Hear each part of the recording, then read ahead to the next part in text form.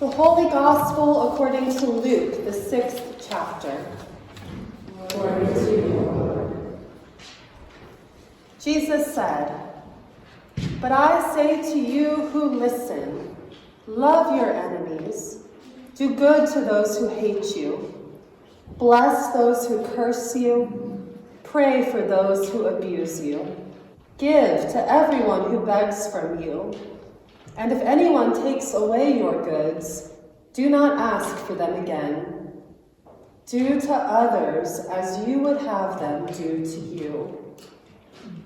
But love your enemies, do good, and lend, expecting nothing in return. Be merciful, just as your Father is merciful. Do not judge, and you will not be judged. Do not condemn, and you will not be condemned. Forgive, and you will be forgiven. Give, and it will be given to you. A good measure, pressed down, shaken together, running over, will be put into your lap. For the measure you give will be the measure you get back." The Gospel of the Lord. Praise to you, O Christ. Please be seated.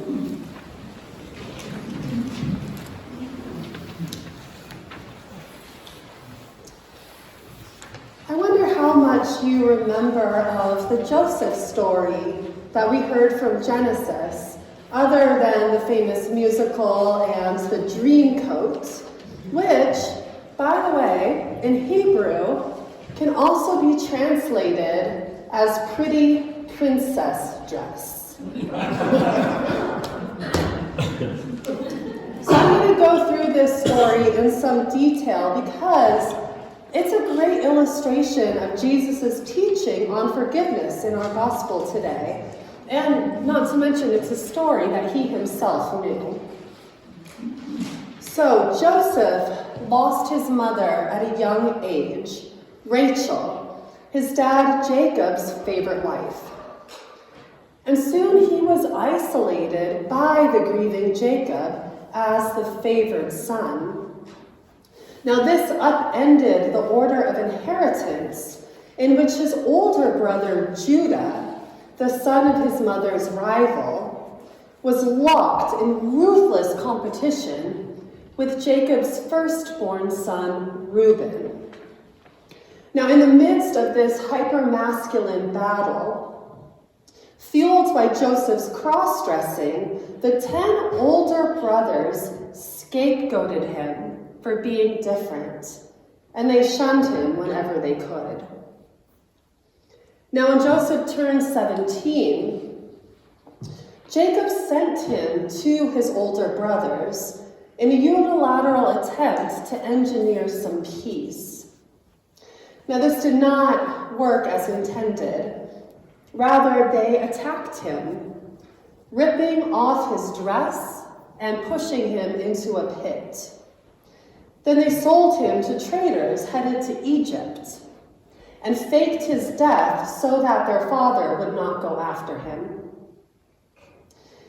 This kidnapping and human trafficking led to Joseph's enslavement in Egypt, where he was sexually harassed and assaulted in his master's house, and then endured years of wrongful imprisonment. Now, fortunately, Joseph had an abundance of chen, grace and beauty, that attended his spirit and allowed him to collect new father figures and sponsors in Egypt. Eventually, Pharaoh himself sprung Joseph from prison for being an accurate dream interpreter and made him his right-hand man.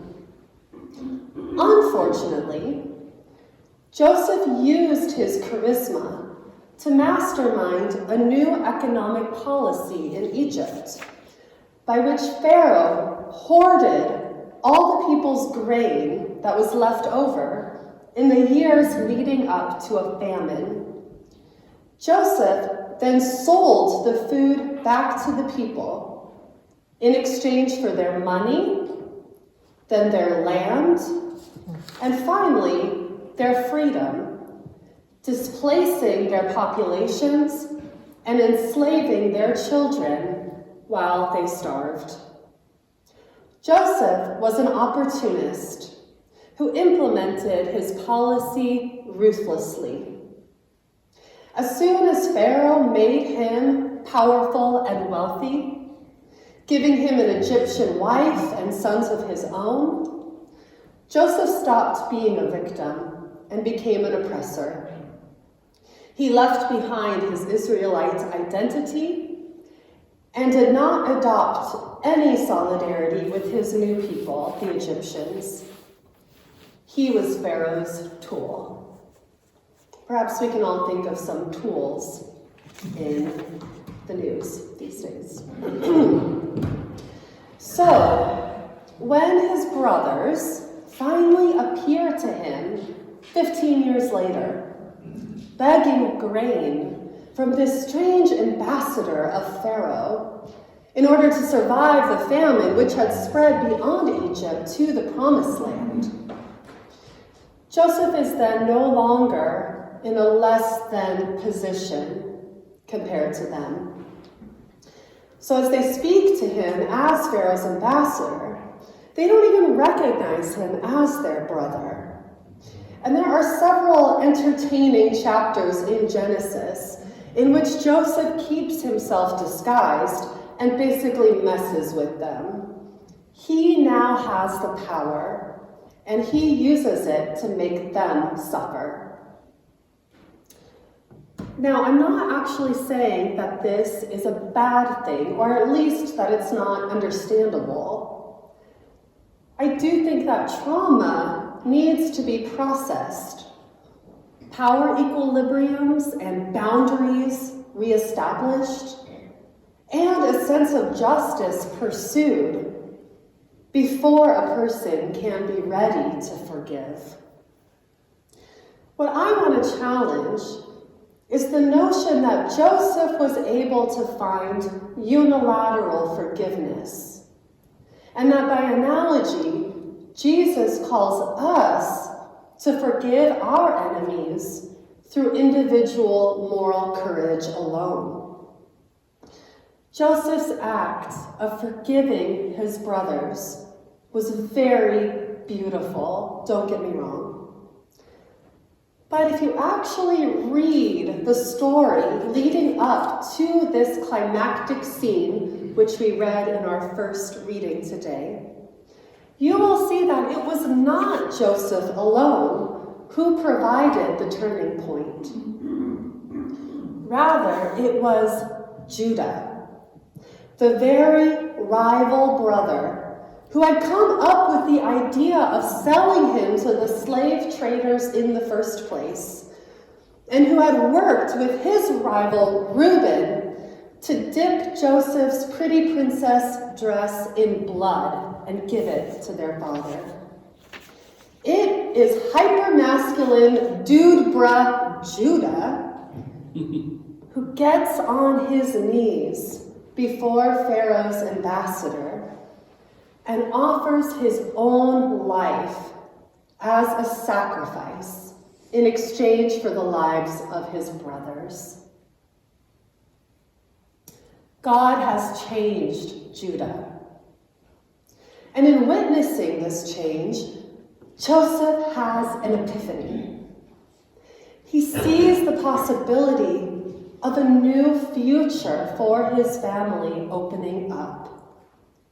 And in this possibility, he realizes that God has been with him the whole time, working behind the scenes to bring good out of evil, without requiring any of them to be perfect or to do it alone. By choosing to forgive his brothers, his former enemies, Joseph says yes to reconciliation, to the new future that God is offering them. And what a beautiful future it was.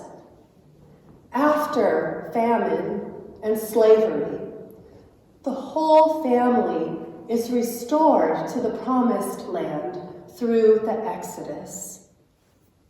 Joseph's descendants become the leading tribes of the northern kingdom of Israel, paired with Judah's descendants in the south, which became the land of Judah. It was Judah's lineage that resulted in the birth of King David, the united monarchy, and eventually gave rise to Joseph, the father of Jesus, who would become the ultimate master of forgiveness. Friends, Jesus' command to forgive in our gospel is for our good. To forgive is to give us a new future where we get to feel differently about our past.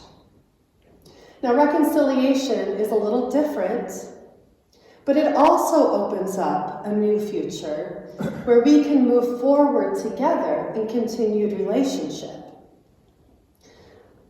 But I want to make sure that we know, that we accept, that both of these gestures are not always possible in the present moment.